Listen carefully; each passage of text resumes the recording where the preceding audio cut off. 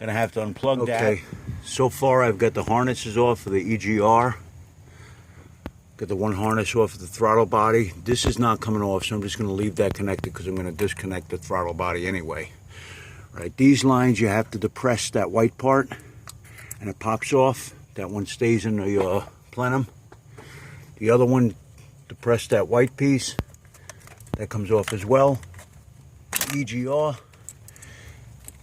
And then with this, you got to kind of get a screwdriver in here and pry that. You can move the fuel line and that other vacuum line out of the way.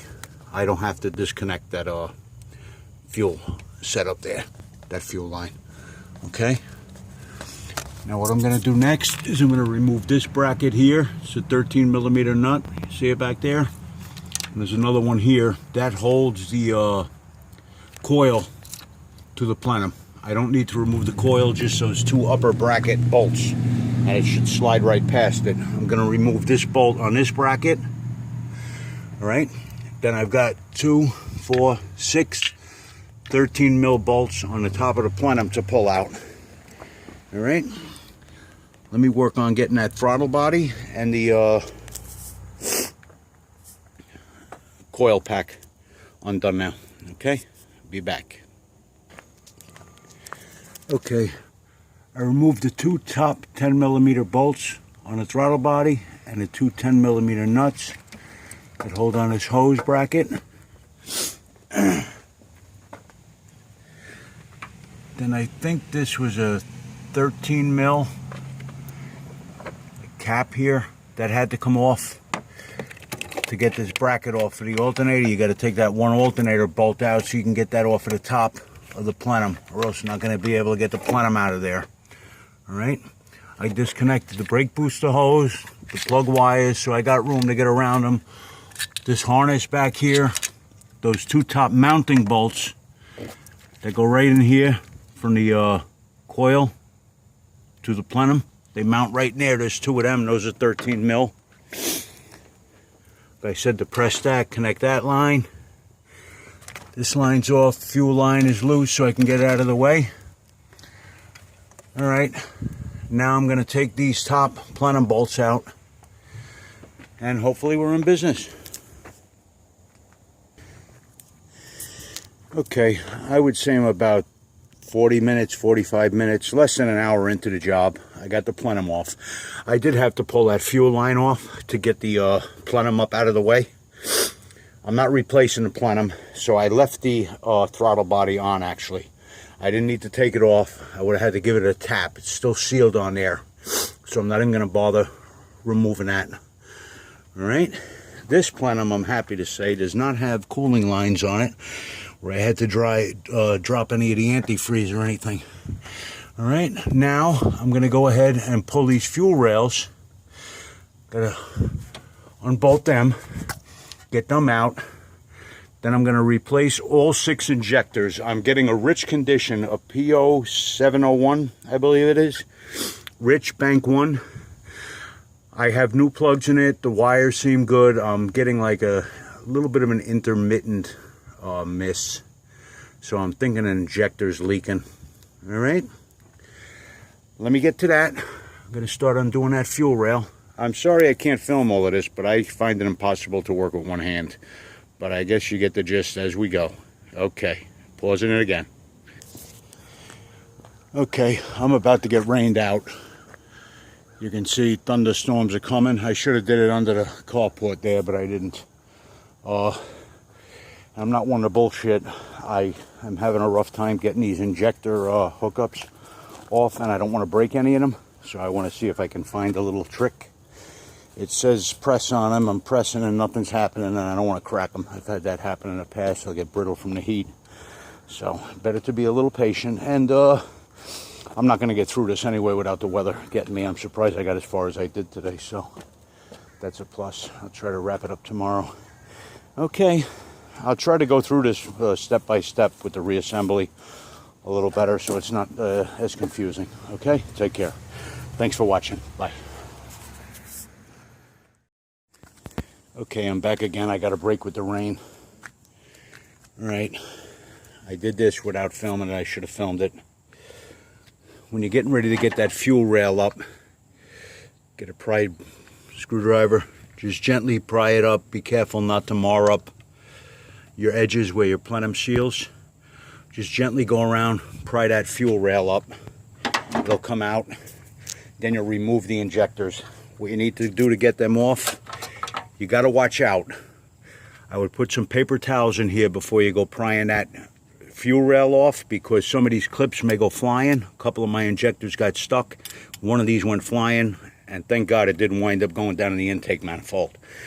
So put some paper towels or lint-free rags or something in your intakes on your manifold. Now these clips, you got to remove these. You can take a pick or something, pull these back. Try to do this with one hand. Pry those off like that. Then your injector comes out. Make sure that you get your blue O-ring out with them. I had one where the ring got stuck up in the fuel rail. And to undo, put these back. Just work your way, get them on there. That clip goes back over. You can see it lines up with a little notch there to make sure it's seated right. That way that clip really locks on there. Now to remove these injector connectors, what you need to do is slide this gray piece back on this 3.5 engine. Got to move that back, which is not easy on some of them. I got on there with a little pry tool and went easily and pulled them back. Then you got to press hard on here. But you got to slide these back or you're not going to get those injector connectors off, all right? So now what I'm doing is I'm lightly greasing all my O-rings. You want to clean up your top of your manifold too, so you don't get a bunch of dirt and filth going down in your manifold. I blew mine off before I removed the fuel rail.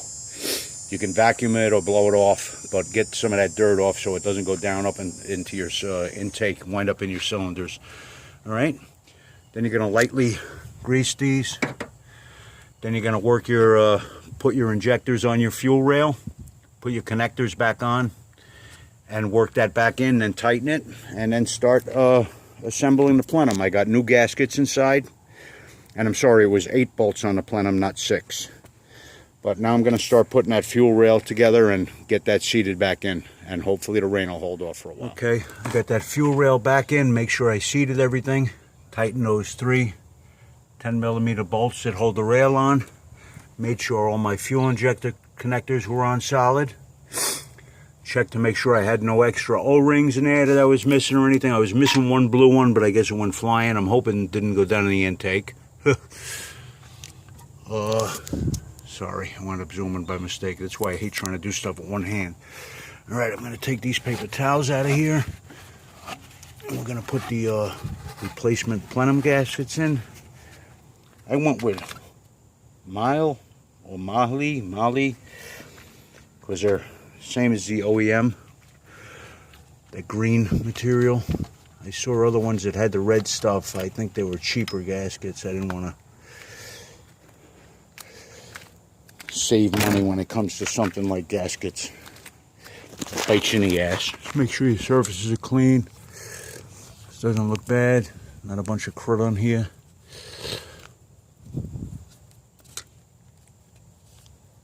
Gas from when I removed the fuel rail. I believe there's only one way these things will go. They got these little tabs on them.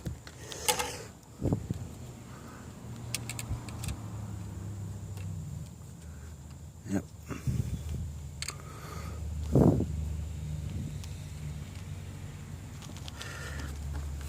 These are a little misshapen from being in the mail. I don't like that.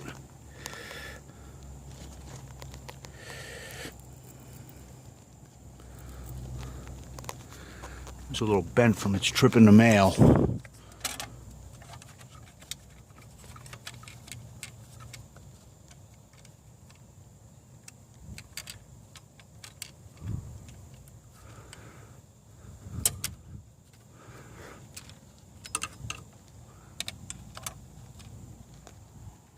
Straighten these out a little bit.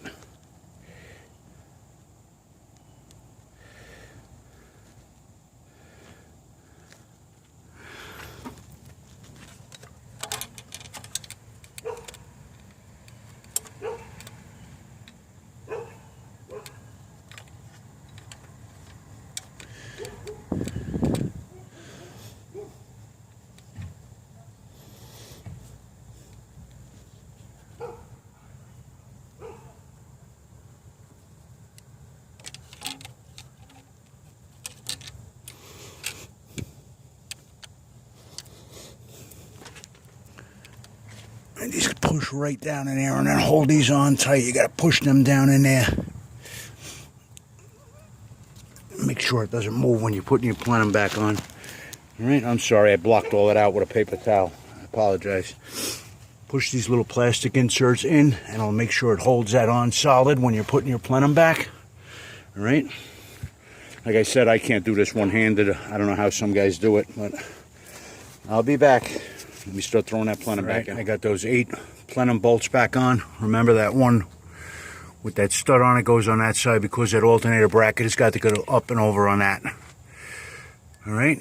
I just crisscrossed them in nice and easy to bring that plenum down nice and easy. Now I'm going to go get the torque specs and torque it up and see what the tightening sequence is. It's probably just crisscross, but if there's a special sequence, I'm going to follow it. It pays to follow the rules. Okay. How you doing? I got a P0701 engine rich condition. And I put my scanner on the car and it's showing me that I'm getting a low voltage from the mass airflow sensor. So what I'm going to do is I'm going to clean that. Got mass airflow sensor cleaner. What you got to do here, just depress this clip. Do this with the ignition off. Loosen that hose clamp. I did that with a screwdriver already. Get that hose off there. And then just take this whole face up. Then I can get to the mass airflow sensor there. That is dirty. There's junk in there. That wire is probably gooked up. Spray that out.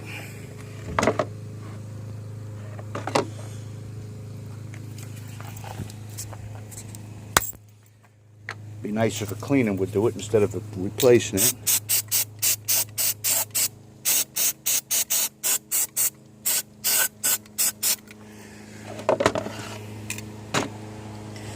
Got a good spray.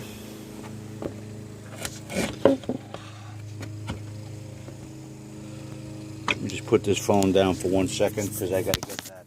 I need 2 hands to blow this out of here.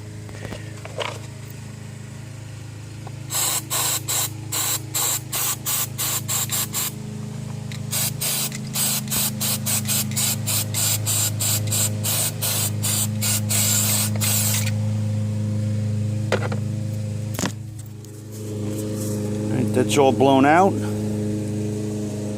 There's wires in there, look nice and clean.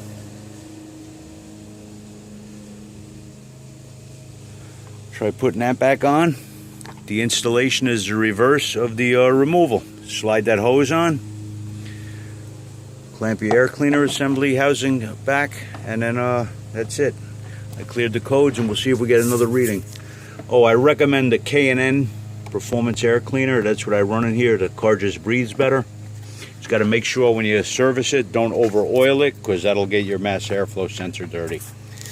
And that's how you clean a mass airflow sensor on a 3.5 GM V6. Any other car, the only difference will be a little bit of difference in the setup or location of it. All pretty similar. Take care. Bye.